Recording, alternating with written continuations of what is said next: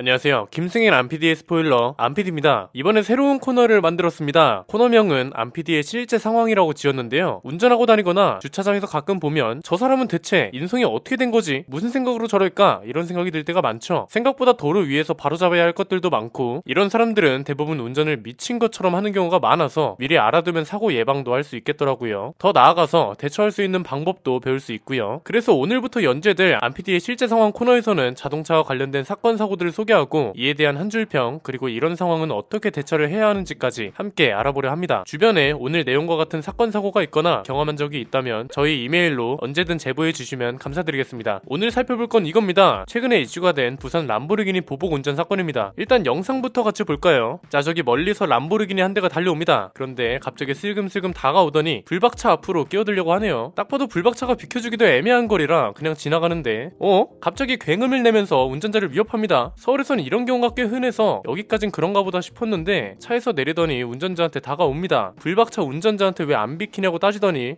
욕까지 해요. 와, 진짜 골 때리는 사람이네. 그 뒤에도 계속 차를 세우라고 위협하고 이렇게 계속 따라옵니다. 옆으로 붙더니 방금 그건 뭐죠? 다시 볼까요? 무슨 아이템전도 아니고 뭔가를 던졌는데 알고 보니 커피를 던진 거라고 합니다. 영상은 이렇게 끝이 났는데 참 보기만 해도 어이가 없죠. 시작 장면을 다시 보면 이 람보르기니는 깜빡이도 안 켰고요. 왜 가끔 안 껴주려고 깜빡이 켜지는 걸 보자마자 급가속하는 차들도 많잖아요. 그런데 불박차 운전자는 그런 것도 없었습니다. 애초에 거리상 람보르기니가 들어오기도 애매했고 그걸 안 껴줬다고 보복 운전에 욕설에 커피까지 던진 겁니다. 그런데 영상 보면서 그런 생각 안 드세요? 아니 무슨 슈퍼카가 벼슬이에요? 마치 상대차 보고 야 내가 람보르기니를 타는데 네가 가면 안 비켜?